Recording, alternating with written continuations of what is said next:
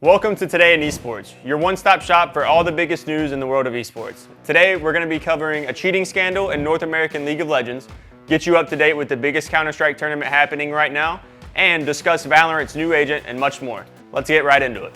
Starting with League of Legends. What is even going on? And was someone really cheating in a Riot-sanctioned tournament? Let's start with some context. Ongoing right now is the 2026 LTA North promotional tournament, which features 5 teams vying for the right to compete as one of North America's teams for 2026 in the LCS. During round 1, DSG was facing off against Esports in their online match when DDoS attacks affected the league servers. In the middle of game 2, the game had to be paused due to the server issues for nearly 2 hours. And during this tech pause, production was switching around cameras between players and they noticed some things that were suspicious. While looking at certain webcams in the background, one member of Estral was seen watching the broadcast from the current series being played, and another member was seen opening their Discord DMs. Why does this matter? Well, there's 2 important rules here according to Riot that were broken. Article 4.3, number 1, you cannot live review the current game as players could possibly gather unknown information about locations of enemies, and number 2, you cannot communicate with any individual who's not actively playing in the game. Although many agree that there's likely no malice meant from Estral, the rules are meant to be enforced, and therefore Estral's top laner Summit was provisionally suspended from finishing the series. Estral, however, was allowed to field one substitute for the rest of the series that continued the following day, and Disguise would come out 3-1. The tournament is still ongoing, and here's what the current bracket looks like. In other league drama, Riot Games has announced a delay to the 2025 World's music video, which will now release on October 13th. The delay is due to the last-minute changes to the video where FlyQuest and Bwipo will be removed as a result of Bwipo's controversial statements made just last month. Riot have said that they didn't feel it would be right to showcase him in a piece that represents League esports as a whole, pro players, and fans. Also still ongoing is ASI, where the best Asian teams not participating in Worlds are still battling it out.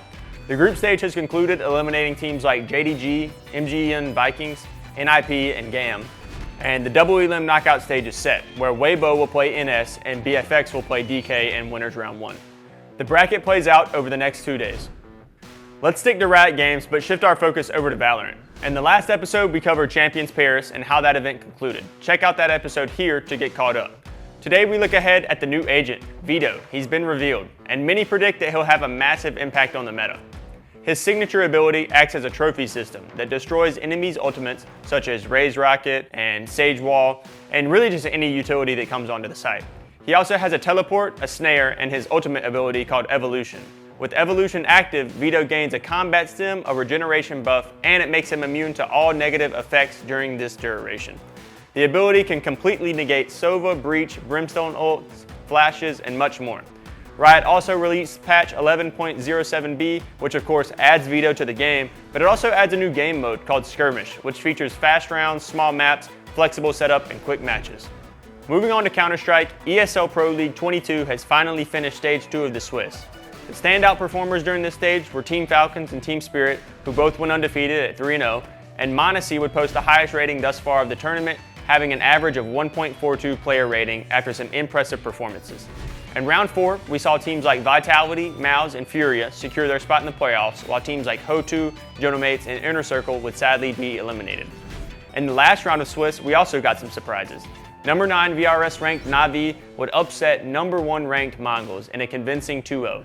Another surprise was 3D Max, eliminating the recent LAN champions G2 from the tournament. But the most exciting match of all was the last one before playoffs, as FaZe took on Aurora. Aurora have definitely been the best team throughout this year, but many questions have been asked about FaZe's new roster choices and how that would impact the team. Fresh off replacing Elige with Twist, this honeymoon FaZe roster would find a way to clutch up and get it done in an insane 3-game series, sending Aurora home. Will the upsets continue into the playoff bracket shown here? We'll have to see when these matches resume on Friday. In other news, EWC has revealed 20 of the game titles that will be featured in the Esports World Cup in 2026. We're seeing returning appearances for majority of the game titles from this year, and of course Black Ops 6 will be replaced with Black Ops 7, but 4 titles are still yet to be revealed. Also, we saw Splitgate 2 announce that they're planning another playtest. The title, which was recently in public beta, was unlaunched and taken offline for the team to continue working on the game. Big changes are being made to the game as the studio attempts to make the game into a working esports title. Devs are encouraging people to participate in the playtest on Friday and Saturday and to provide feedback. Last but not least, EVO France kicks off this weekend. Over 3,000 competitors will descend in Nice, France, where they will compete in flagship FGC titles like Street Fighter 6, Tekken 8, Guilty Gears, and more. Check out our episode of Power Rankings. Thanks for watching Today in Esports. Make sure you like, comment, and subscribe, and we'll see you in the next video.